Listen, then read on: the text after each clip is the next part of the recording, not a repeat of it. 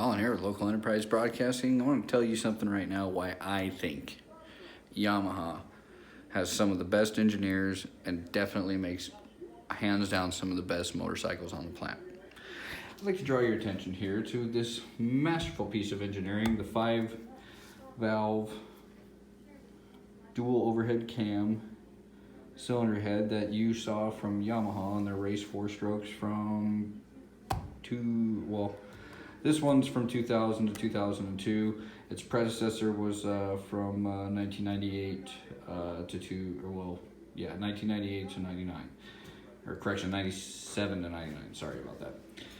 With the WR400s, but this cylinder head design actually did not change until they went to the inverted setup where they tilted the motor backwards and flipped everything around. I have yet to delve into one of those things, so I will not give any opinion onto that design concept. So, but this one here, right here, I'm very, very familiar with, and honestly, I think this cylinder head, they use this design, they use longer than just about anything else out there. And I'll point out some reasons why, some ingenious things about it. So first thing off, let's look at it vertically. So right here is our intake, all right? So our intake, if you follow the plane here, it kind of enters the cylinder offset. See that? So like this. And in doing so, you'll notice that the exhaust, in doing so, it kind of creates a swirling effect. So it comes in here, and then you'll notice that the exhaust is offset. See that? So if you were to draw a line, it'd be like this, diagonally, straight across the cylinder, all right? So, another thing to point out, look at this from horizontal. Notice anything from here? This, the point of entry, is significantly higher than where the exhaust gases leave. You can see that evident in the casting here.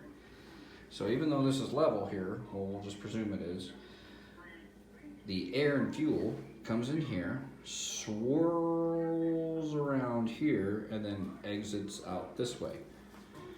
Another way to point this out, we'll go ahead and remove here. Oh yeah, look at that. Pretty, right? I just got that all nice and polished and clean.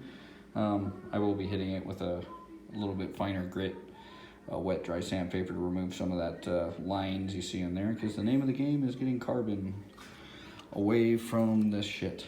Anyways, but yeah, look at that. So even if you look at this upside down,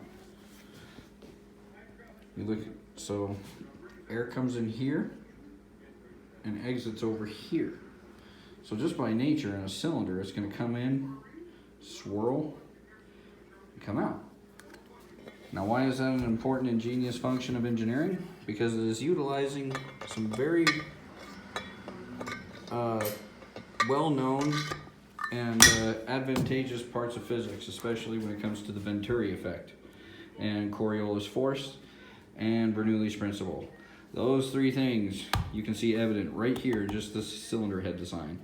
I won't go into too much depth as to why it's important, but those three things you need to research: Coriolis force, Bernoulli's principle, and the Venturi effect.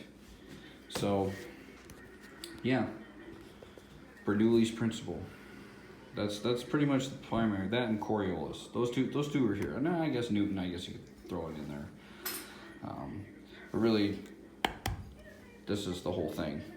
Keeps a whole ebb and flow, because these engines rev at such high RPMs that Yamaha knew inevitably that the RPMs they're asking for, you're going to have valve float. So in order to get a little bit more peak efficiency, even once the valves start floating, and yes, by the way, people, they do. There's only so many ways this valve can open and close before it just starts kind of staying stationary and the cam keeps hitting it, right? And even these engines, they knew that was going to happen. So that's how they avoided doing it. You could keep building power by making vortex inside of it. And that's my theory. If any of you want to dispute it, feel free to do so. Leave it in the comment section. I might reply, or I might just give you the finger, or make a video about you. I don't really care. But yeah, good design. Yamaha rocks. Fuck Honda and Kawasaki and Suzuki.